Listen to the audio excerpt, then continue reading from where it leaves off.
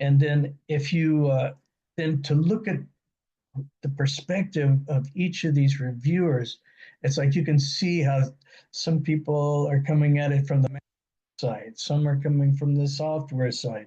And a GPT is not going to do that unless you give it some kind of a perspective or tell it, come up with a metaphor and then come back and give a knowledge extraction or something. Yeah, it just gives you like a lot of half the time, it'll just give you the the summary back from the paper summary itself. Yeah, yeah, it can be frustrating.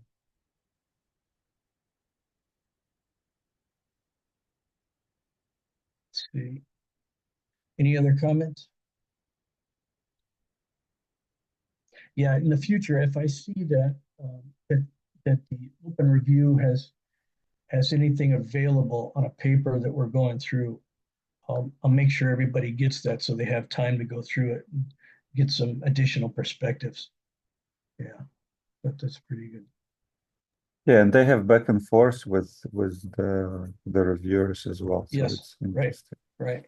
Yeah, definitely good feed into research agent to kind of like formulate that as well. Yeah. Now we And then we'll in have it. agents communicating with agents. Oh man, we're heading into different world. Like singularity is close. Yeah, yeah, yeah. Exactly, exactly.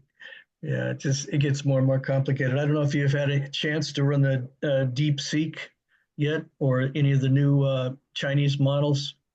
Um, So we actually run for some benchmarking. We evaluated not like the R1 itself, like the large model, which is like 672 billions, but we evaluated all of the distilled versions. So what DeepSeek team also did, based on the big model, they distilled all of this thinking process into Llama 70 billion, Qwen 32. So essentially Llama and Qwen models there are versions that have this reasoning abilities, mhm, but I haven't played it in the like agentic workflows. But in terms of like benchmarking, all of these models becomes hard because they are very slow. And yes. they're slow because simply if you look at the output for any answer that is A, B, like give me an answer A, B, C, or D, it will give you like this whole reasoning like perspective, which is Mhm, like very long. So in a sense, this reasoning tokens consumed are like, I mean, it just becomes slower. So I'm not fully like on board right now that this reasoning models is like that big of a revolution, because for actual like workflows that we use right now, I'm like, okay, maybe for some like Oracle last step and they're high quality, good. But otherwise, I want reflective models that here is an input, give me as fast as possible the output. And then, for example, like if you compare this um, just kind of like Llama 3 70 billion. If you ever used like Grok hosted model that is super fast, and then you try, well, first of all, Grok doesn't have this R1 distilled version. Maybe when they add it and it'll be with those speeds, it'll be very interesting. But mhm, now when you even on like some good hardware like H100 NVIDIA or something, you start running it, and then it's like, why it's so slow, like unoptimized inference output, what's going on? And then you see, like all of these long prompts and the results I was processing, I needed to parse those. I'm kind of like, okay, think opening tag, think like closing tag, discard all of this. Just give me an answer. And then you're kind of like, okay, what's the fuzz? This models. I guess the scores are better for some problems. Yeah, mhm. that's kind of my first assessment of those. Yeah, yeah. I've used a little bit of the DeepSeek, but I haven't run any benchmarks or anything. The So what was another one that I thought might have been based on the DeepSeek? There was a new one that came out, Kimi, KIMI dot AI the other day. It's just a standard chatbot, but yeah, it seemed to have a lot of agentic tendency to it. It would you could see that there was background processes running, and it generally came back with quite a few of different quite a few different references when it would run out to do a search or take an action. So yeah, there's stuff. It seems like it's taken off like popcorn every day.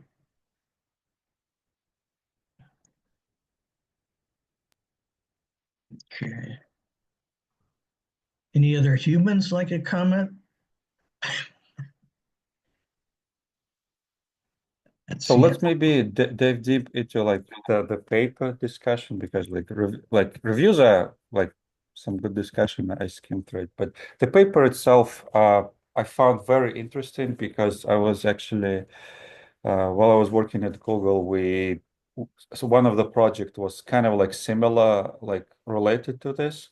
So I was on the team for YouTube Music, and we collaborated with folks at Google Brain who wanted to do essentially they wanted to simulate human-like behavior of user onboarding for YouTube Music. So the user comes to YouTube, and for recommender system to work well, especially for music, you need like seed artists essentially. So if you ever used Spotify, YouTube Music, like Pandora, whatever, they always like require this. Give me something first as a seed, and then we'll start generating you recommendations. So my team, we were connecting essentially like this Google Brain folks that were essentially setting up this type of like how to simulate user behavior, and we were connecting them with actual like infrastructure. So essentially like agent framework, agent, and did this. So I remember at that time, all of the discussion we had similar to the background section of this paper. GANs, like there are some mathematical things you can do.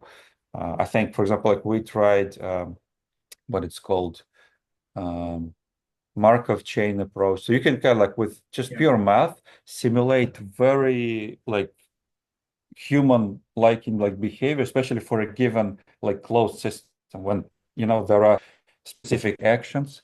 Here, like I found like joy reading this paper because they kind of like first of all, I wanted to do LLMs back at Google before they were kind of like popular inside. So now, like I'll definitely send in this paper to my like ex-colleagues, kind of like, hey guys, here's what I was talking before, but now people actually did it in the right manner. Mhm. So I found it like I mean I definitely find like this direction is very interesting, even though it looks a little bit dystopian because if you look at the visualization for desires and stuff, you can kind of like, hey, I saw it somewhere. Like, oh, wait a second, this is Sims game. This is exactly how AI behaves there, right? Like for their NPCs. Mhm. So it's not like super novel in terms of describing this. I think in game dev scenarios, AI people to simulate NPCs were doing this for a long time, and I think we're just simply seeing propagating of that knowledge and what actually works. And some of the steps are simply, hey, just replace this with LLM. Let's LLM decide based on this, not just sampling probability given the need, right? You kind of like, hey, this is not a need anymore. It's a desire. Let's use like reasoning of LLM to actually pick and choose. So very interesting setup. Also, like the measurements, like the metrics they come up with, even Mhm. though it's not like I don't fully trust it before you replicate the result yourself, because I'm pretty sure like the moment when you start playing with prompts, like there are so many moving pieces in this whole system, all of those results could be like flipped. And like I don't know, React is probably like the state of the default for all of the reasoning that people use, or at least every time I see any tutorial examples, React is under the hood. And Mhm. then like they show like, hey, React is not that good, but yet people default to it. So overall, interesting paper. Will be cool to or immediately see similar application like, hey, I want a research bot on our Slack, and it will choose the channel it wants to parse, based on some desires or something. That's interesting. Hmm. Yeah. Yeah, I had to wonder a little bit about the metrics in it too, whether it was a bit cherry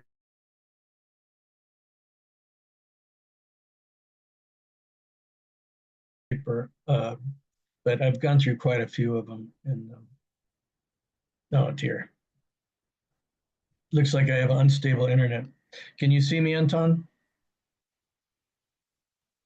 You broke up for a second, but now Yeah. you're online. Okay, so it's not too bad. Yeah, this happens sometimes on the weekends. So yeah, yeah. Worst case, we'll save the recording a little later, and maybe I'll be able to chop some. If there's noisy part, I'll chop it out. Yeah, before posting it.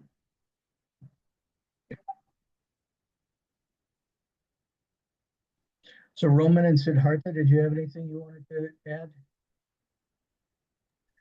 Um, well, to be honest, I just looked through the paper, not detailedly.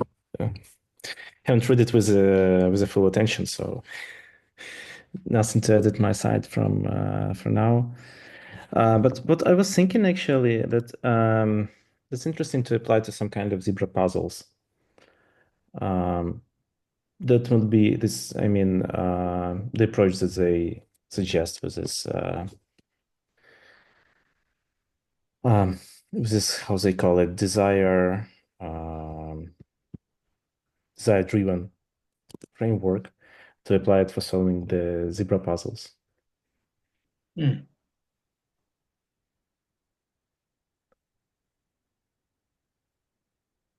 Like I'm not sure that it will work, but from my perspective, I think it's quite an interesting idea because yeah, I was trying lately to generate zebra puzzles, and there's like some data sets even available for that. But it would be interesting to try some agentic approaches to solve it. Mm-hmm. So what are zebra puzzles? Because I'm Googling it and I'm seeing Oh, it's like nothing. the puzzles that was proposed by Einstein at his time when like the one man lives in a greenhouse, the other is smoking that cigarettes and so on, and you have this set of rules, and actually if you change one of them, you would not have a determined solutions, and um, you can actually generate some kind of this. I see. I found the Wikipedia article of it. So there is a whole field of this type of problems. Yeah. Well, Nice. I was thinking to apply it to something like fake news detection because currently all the methods that are applied is a little bit unstable. Because when you're Mm, building the graph between it, there's on the third or fourth hop you are getting the contradiction between it. And mm. yeah, maybe trying to tune something on this puzzle type data set generated and then try to apply it. Hmm. Yeah, but this is like really raw idea. I even haven't thought the details yet for myself. So Mm.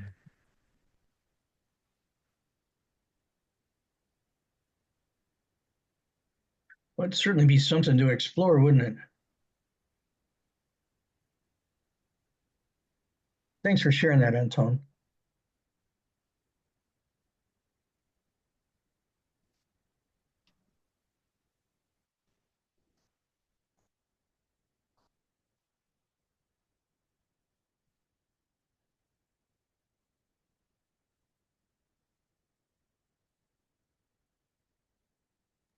Actually have a question to Sid, who's on the call here. Have you had the chance to look at the paper? Any thoughts on, because I know you always have opinions on how to bring human cognitive stuff into simulation of agents and LLMs and stuff. Are you addressing Siddhartha? Yeah. Yeah. Um, yeah, I don't know. Maybe Sid, he's, yeah, Sid, are you there? Yeah, I think. Trying to say. Yeah, I saw him. He was like showing his video before, but Yeah. now the background. He popped in and out. Maybe he's getting a chai or something. Yeah. Huh. Well, I thought we would have had more people show up with as many votes as we had, but it could be, that we slipped so many days. We had planned one day and then slipped it to another and another. So it could be that. Yeah, I'm pretty sure like everybody has a busy start of the year, so it's expected. Yeah, I would let kind of like maybe dive deep into the topic of like this desires, how we could see, like define them even, because I think in this paper, this is where I find kind of like where I wasn't. So my usually first take for any paper that excites me, like, hey, how can I replicate it, right? And here the paper was good, like, hey, prompts are in appendix, like a lot of stuff that you can just go and try it out yourself. However, like where I found the paper kind of like short is basically this. Okay, this is, I mean, for this type of like paper, they set up experiments. However, there was so much more that needs to be actually done regarding like how we even define desires for autonomous agents. For example, Yeah. like if we want to do like research agent, what kind of desires should be even kind of like discussed here? Curious for like novelty, reproducibility, similar type of stuff. What like so essentially we could brainstorm, right, as a community, how everybody has this type of metrics, how they measure papers, right? And then you can kind of like, oh, that could be like good desires, but then still how you set up this type of approaches, how in this paper they did with prompts and stuff, because I think this is where the hard part is.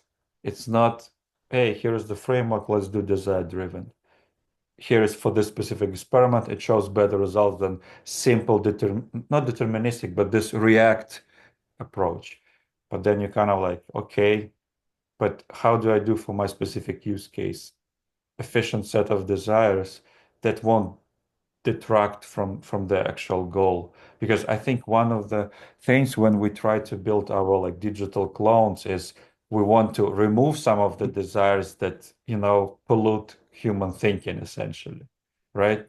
Yeah. If I'm sending my note taker, like I don't want it to generate, I don't know. I mean, it just should distill information from the meeting for me, like remove the jokes and stuff like this. However, we as humans, for us to better interact, we have desire for like tell a joke, get a response, right? Like so this desires improve efficiency of communication, right? However, it's not clear that the same thing will be true for just React agent 2 exchange, So essentially this topic, I think it's will be very interesting to explore and find some people who get into that direction of research. This is kind of like how like we society like evolves to have all of this, like variety of needs and desires that humans have, and then that's how we operate. Somebody wants a bigger, faster car. Okay, somebody will produce that car, and technology to build that car will now trickle down to more efficient, like cars for like everybody to just to travel around. Very complex multi-hop type of processes with agents. Do we even need this type of thing? Will we improve as a result? Similar to like DeepSeek R1, like is generating like ridiculous amount of thinking tokens actually produces better result in the end when the task was very simple, like, hey, give me answer A, B, C, or D, right? Yeah.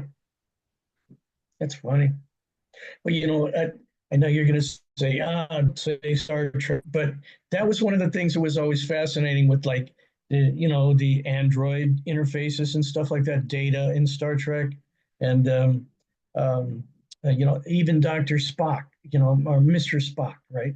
It's the thing that you know his his motivations were so um, impersonal isn't the right word. It was even more than impersonal. The interactions of both of those characters, and I know it's not a very serious topic, but that's what's very fascinating with the age, and that's what you're talking about. Is like filter out all the ads, filter out major part of the jokes, but at some time will it get so dry and impersonal that it won't hold your interest anymore. Yeah, yeah, Yeah, it's I actually find like Star Trek, like analogy example, like interesting because in that show, right, they essentially propose like this kind of like they highlighted the awkwardness of how different intelligent life forms will interact, right? I think would we should have the same thing with agents. So the moment when like there couldn't be a framework of autonomous agents that won't have this awkwardness moments of essentially kind of bugs of interaction. That'll be actually interesting idea to like explore. You have like the moment when we have more like concrete ways of how we specify this type of populations of agents. For example, set of desires like this, set of desires like that, Mhm, run them into environment, and then see, what will happen, right? mhm.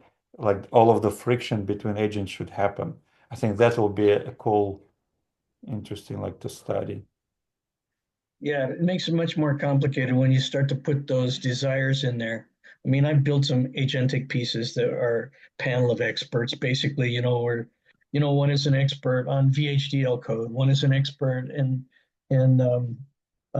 timing, and you have one that's an orchestrator, someone that evaluates the results of the other agents, right? But this whole thing about adding extra desire, that extra dimension to it, yeah, makes it much more complicated, and then puts us more into the Star Trek mode there. But, yeah, amazing.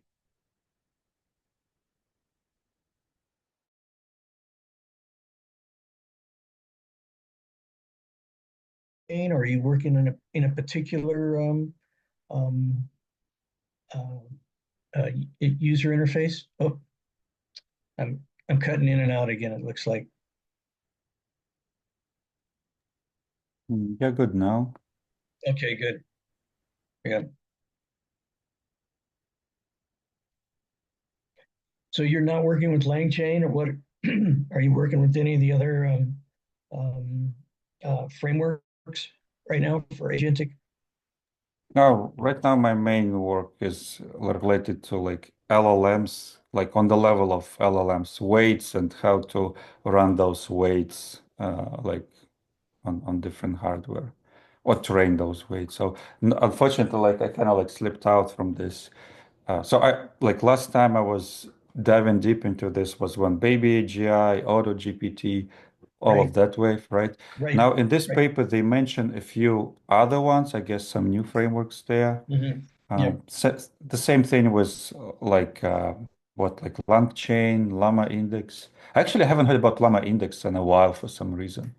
Yeah. LangChain is still like generate some buzz because they do graph-based RAGs hmm and all of that. But hmm Llama Index kind of like slipped away from the info space I'm into. So I wonder what's going on in that field. Yeah. Yeah. I don't know if it's been dropped or if it's just people have moved on to look at something else. I only saw one uh, post in the last week on the Llama Index. So yeah, yeah, I know exactly what you're talking about. It's gone down, and um, I don't.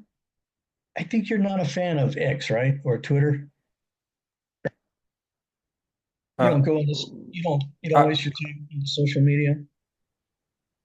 so luckily I'm not wasting time on X on social media except like when people send me specific threads and then I will look through them. But her like I understand that it just a void of a recommender system of comments. So it's you see it once and then like you never recreate those threads in like kind of my observation. Yeah. Yeah, I was going to say that the I'm I don't politically agree with what's going on there, and their filters, but the I do find it a good place to get a lot of new ideas on what's going on with. They do have some communities now on Twitter that are agentic AI communities, and several people post regularly. I think Paul Rohan is one of the guys that is pretty interesting to follow. He posts papers that seem pretty relevant to what we do, and I'm not sure if you're interested in that or not, but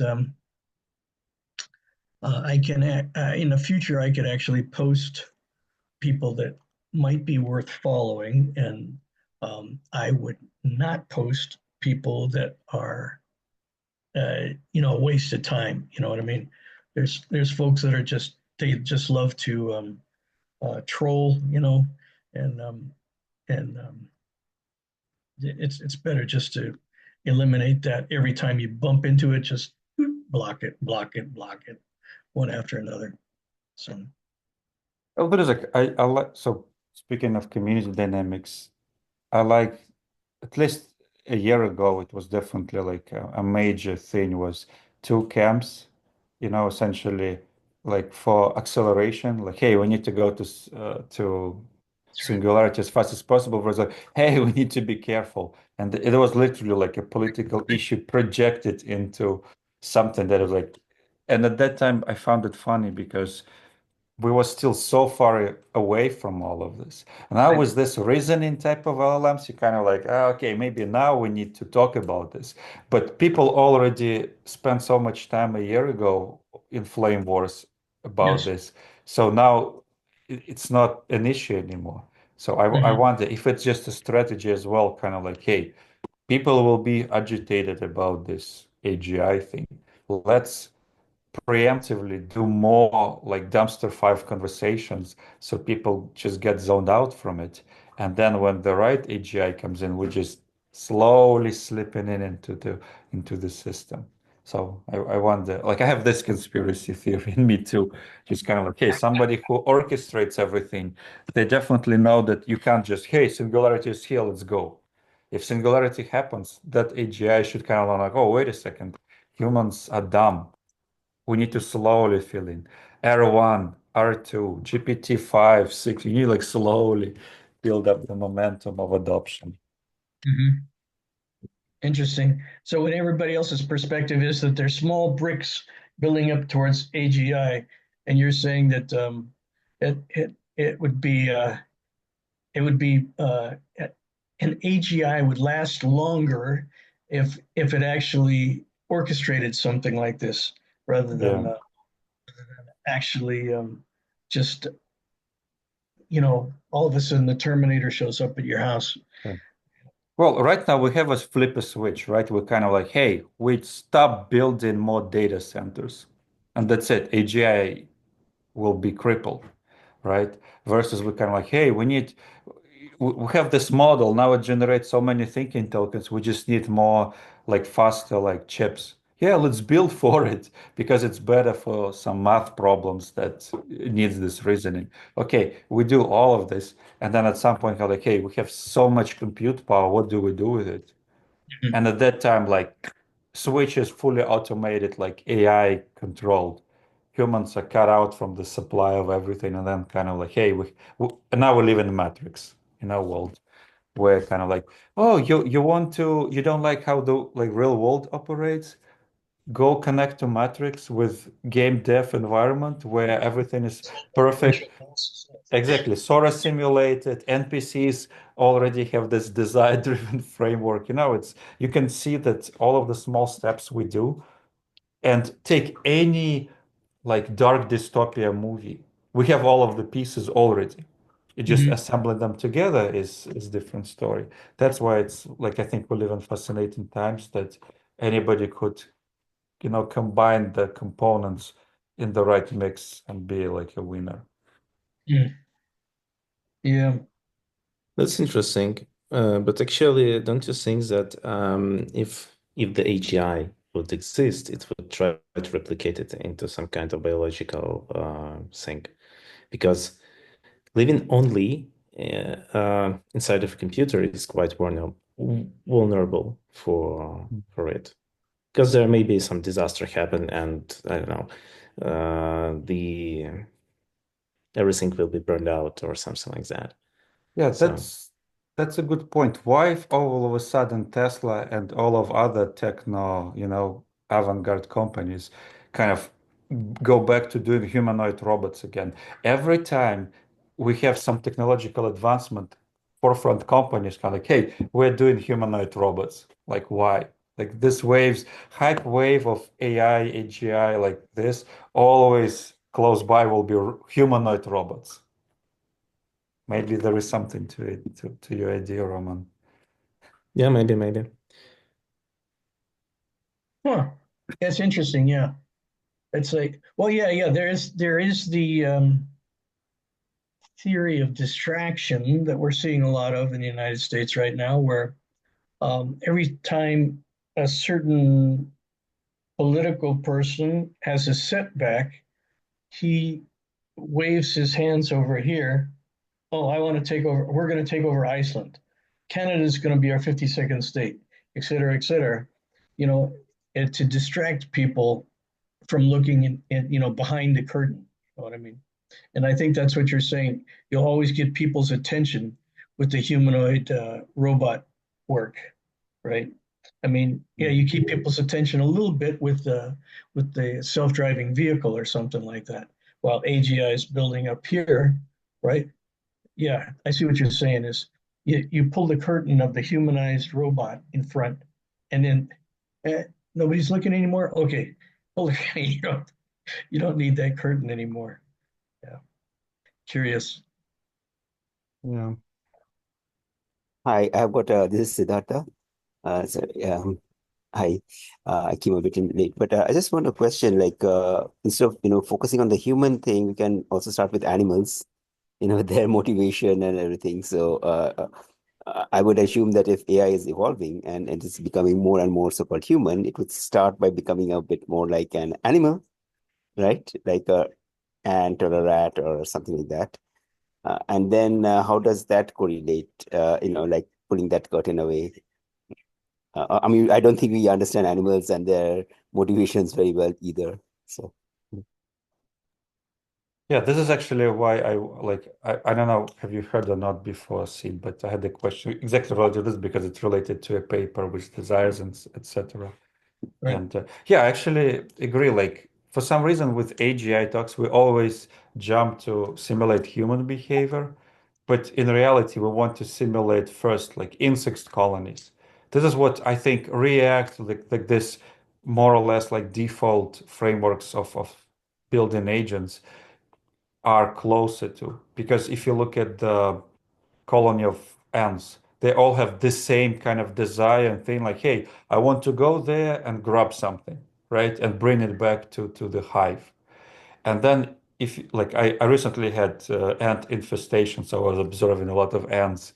And then if you study them, you know that it's not so the way that desire to bring something back to a hive, how it actually implemented, they have this pathways where they leave a trail of scent so that the next kind of like ant that follows this kind of like, hey, I want to go north, but then there's like this very strong scent, to the like west or east or somewhere, and they will just diverge there to go. Why? Because this is the mechanism of creating, I guess, like this desire.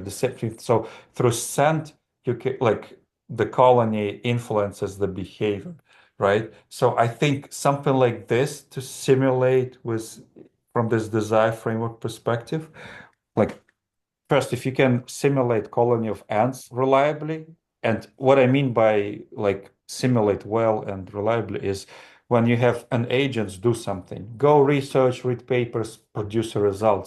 But then let's say you change some environment, like, hey, switch from math problems to like linguistic ones, and boom, suddenly you have suggestion for our, you know, our meetings from different field. That will be like interesting. And then if it all happens like automatically, because this is essentially what hype waves are, right? Hey, right now we talk about reasoning models, everybody switch to it. Hey, today now we're talking about back to like non-transformer based models because like tokenization is not needed. Oh, back on Mamba type of architectures again, and back and forth. So that will be like very interesting from this perspective, because when, like, for example, my personal applications for Agentic